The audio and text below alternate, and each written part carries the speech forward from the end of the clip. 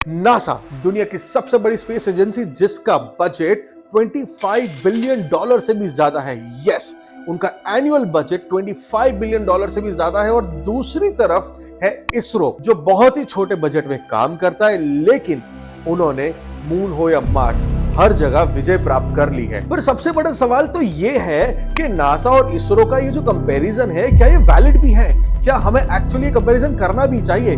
लेकिन ये आपको सारी डिटेल्स मिलेगी इस वीडियो के एंड तक, उसके लिए आपको बने रहना होगा। अब नासा और इसरो को कंपेयर करते हैं, लेकिन कंपेयर करने से पहले हमें एक बात सबसे इंपॉर्टेंट देखनी है। ये दोनों का जन्म हुआ तो क्यों हुआ, इनके पर्पस क्या थे?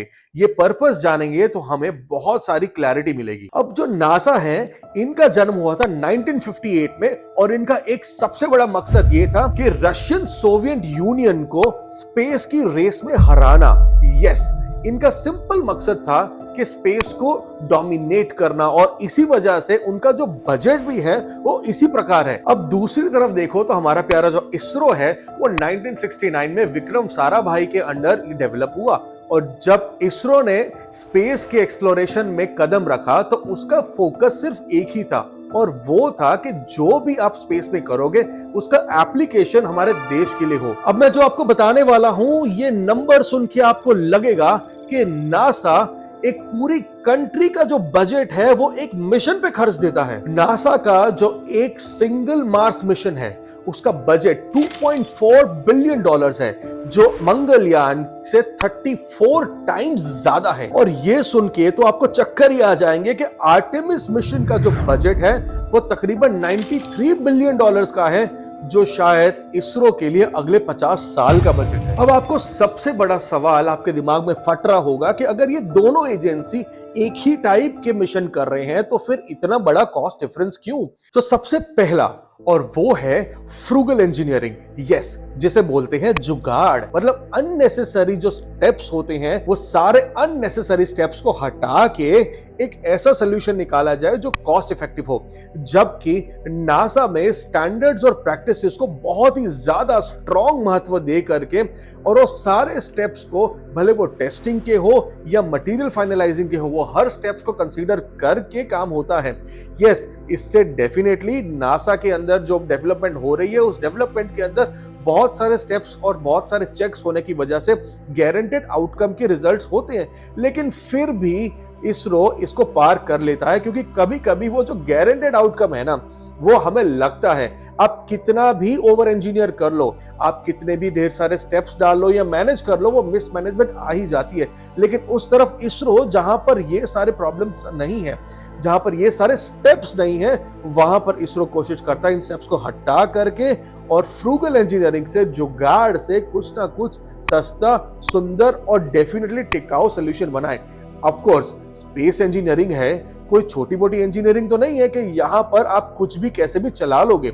लेकिन वो ध्यान में रख करके कि जो स्पेस में हमारा मिशन है वो सक्सेसफुल हो, फिर भी आउटकम लाए जा सकते हैं एक सस्ते सोल्यूशन से, और वो सोल्यूशन है जुगाड़। नंबर 2 जो बहुत इंपॉर्टेंट फैक्टर है, और वो है वर्कफोर्स की सैलरीज। यस, जो लोग काम कर रहे हैं नासा में, उनकी जो सैलरीज है, और जो लोग काम कर रहे हैं इसरो में, उनकी जो सैलरीज है, उसमें बहुत बड़ा अंतर है। ऑफ कोर्स यूएसए के अंदर अगर आपको काम करना है और वहां पर आपको रहना है, तो आपकी लाइफस्टाइल मेंटेन करने के लिए आपको एक्स अमाउंट लगेगा, इसलिए उस हिसाब से वो सैलरी होती है।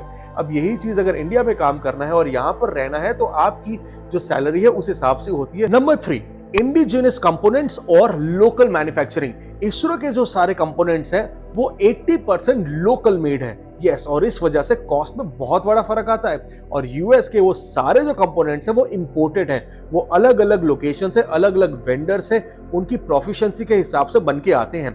देखिए, आउटकम के बारे में अगर बोलेंगे तो डेफिनेटली कहीं ना कहीं फर्क आने वाला है, लेकिन कई सिनेरियोज में ये काम चल जाता है। और लोकल मैन्युफैक्चरिंग का मतलब ये नहीं है कि क्वालिटी खराब हो। एक सिंपल एग्जांपल, अगर आपने लोकल मैन्युफैक्चरर शर्ट पहनी या फिर आपने कोई ब्रांडेड शर्ट पहनी, इन दोनों में जितना अंतर है, जितने प्रोज एंड कॉन्स हैं, उतने ही प्रोज एंड कॉन्स यहां पर भी लागू पड़ेंगे। और लेकिन एक बात हमेशा याद रखना, ये स्पेस मिशन है, यहां कोई कॉम्प्रोमाइज नहीं होता। अगर लोकल डेवलपमेंट भी हो रहा है या लोकल मैन्युफैक्चरिंग हो रही है, तो उस लोकल मैन्युफैक्चरिंग को भी बहुत ही ज्यादा ध्यान दिया जाता है, क्योंकि अगर एक गलती होगी, वो एक गलती पूरे मिशन को फेल कर देगी।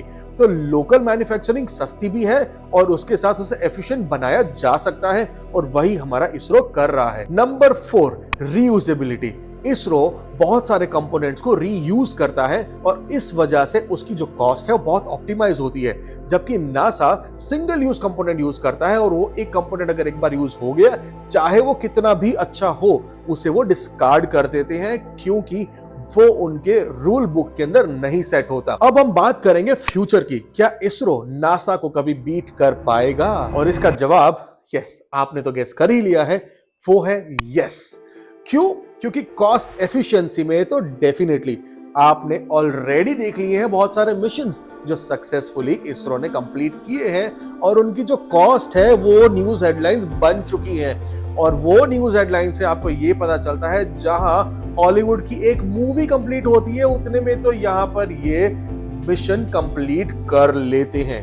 यस, सो कॉस्ट एफिशिएंसी के मामले में तो बीट डेफिनेटली कर ही रहा है ऑलरेडी। और अगर हम बात करें इनोवेशन की, तो हाँ, इनोवेशन के अंदर इसरो ने ऑलरेडी टक्कर देके वो भी प्रूव कर दिया है। इसरो ने बहुत सी इनोवेशन करके सारे मिशन सक्सेसफुली कंप्लीट किए हैं, और ये कंप्लीशन ही उसका जवाब है। और आगे भी ये इनोवेशन होती रहेगी, क्योंकि हमारे पास सिंपल येट इफेक्टिव सॉल्यूशंस का भंडारा है। तो मिलते हैं अगले वीडियो में, तब तक के लिए जय हिंद, जय भारत।